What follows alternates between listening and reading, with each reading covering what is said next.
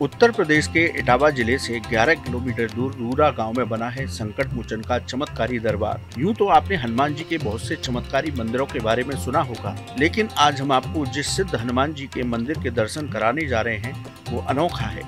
इस मंदिर को पिलुआ हनुमान महावीर मंदिर के नाम से जाना जाता है। इस मंदिर से अनेक चमत्कार जुड़े हैं। इस मंदिर में लेटी हुई अवस्था में हनुमान जी का दर्शन होता है। कहते हैं कि ये मूर्ति धरती से स्वयं प्रकट हुई थी। इस मूर्ति के प्रकट होने की एक कथा जनमानस में प्रचलित है। मंदिर के पुजारी के मुताबिक इस जंगल में पीलू के पेड़ थे, उसी पेड़ की जड़ से ये मूर्ति निकली थी। उस समय के राजा हुकुम तेज प्रताप चौहान को हनुमान जी ने स्वप्न में अपने यहाँ दबे होने की बात बताई।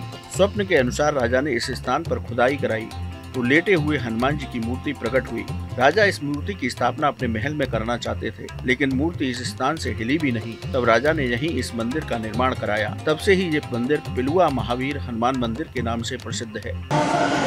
मंदिर की विशेषता ये है कि ये दक्षिण मुखी लेटे हुए श्री पिलुआ हनुमान जी महाराज है।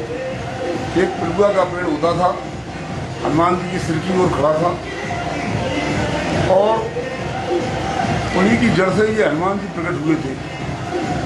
तो राजा साहब को सपना दिया, प्रतापनेर के राजा साहब श्री हुकुम सिंह तेज प्रताप सिंह चौहान को, कि मैं इस टीले पर यहाँ पर पिलुआ के वृक्ष के नीचे निकला हुआ हूँ, मेरी आप व्यवस्था करें। तो राजा साहब ने पूरे राज्य का दूध पिलवाया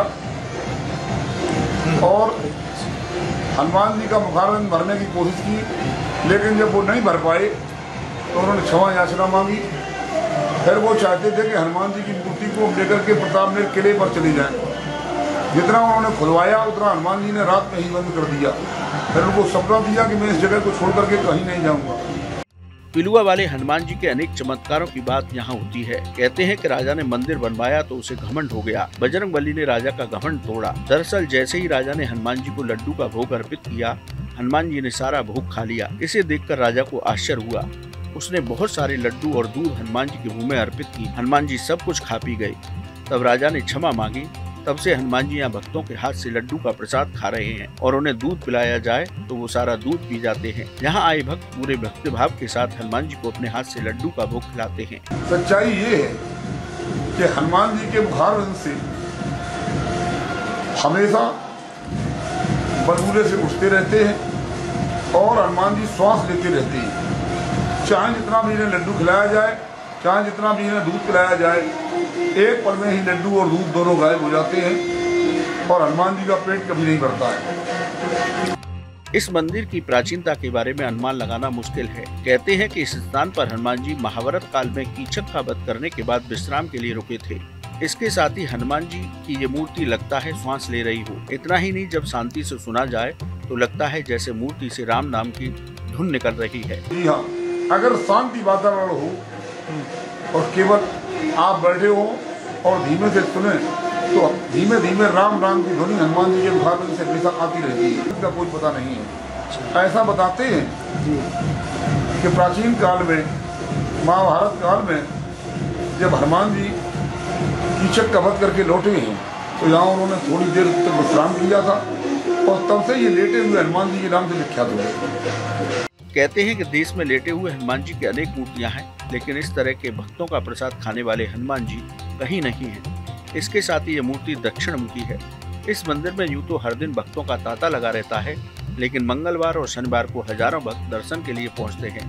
भक्तों की माने तो यहाँ उनकी सभी मुरादें पूरी होती हैं। ये हनुमान जी का मंदिर है और आदिकाल से इसमें जितना भी आप प्रसाद चढ़ाएंगे वो सारा ही मतलब वो खा जाते हैं। ये आज तक पता नहीं चला है कि वो कहाँ जाता है।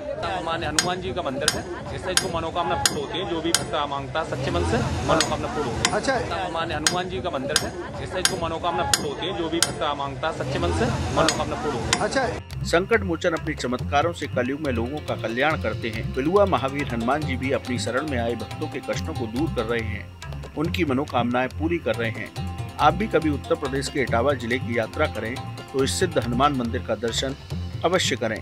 कैसी लगी आपको हमारी ये जानकारी, हमें कमेंट बॉक्स में जरूर बताएं। बाकी धर्म कर्म से जुड़ी तमाम जानकारी के लिए सब्सक्राइब कीजिए हमारा डिजिटल चैनल और देखते रहिए न्यूज नेशन स्तुति। न्यूज नेशन अब व्हाट्सएप पर खबरों के ताजा अपडेट के लिए न्यूज नेशन के इस QR कोड को स्कैन करें।